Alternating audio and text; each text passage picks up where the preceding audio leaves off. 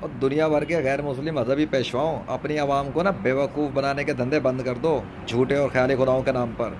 تم لوگ جن خداؤں کے نام پہ بیوقوف بنا رہے ہو، چندے بٹور رہے ہو اور عوام کو لوٹ رہے ہو نا، اور اپنی جیبیں بھر رہے ہو اور اپنی شہرت چمکا رہے ہو، لاکھوں کروڑوں کے مجمع لگا لگا کے جو تم بھرتے ہو اور ان کو ورگلاتے ہو مسلمانوں کے خلاف، پہلے خود تو تم لوگ سچے خدا کو تلاش کر لو، گمراہی میں بھٹکے ہوئے گمراہ لوگوں ہیں، کتابوں کے ذریعے لوگوں کو بیوقوف بنانے والوں، تم نے خود کون سا سچ سرچ کر لیا ہے کسی سچے خدا کو؟ تم نے کون سی تحقیقات کر لی ہیں جو تم بیٹھ گئے پیشوا بن کر؟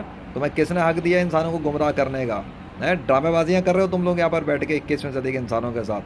کتنے انسانوں کو تم نے بیوقوف بنایا ہوا ہے؟ دنیا کے 5 ارب سے زیادہ غیر مسلموں کو تم نے جھوٹے خداؤں کی غلامی پر اور پوجا پاٹ پہ لگایا ہوا ہے ایک اللہ کے مقابلے پر۔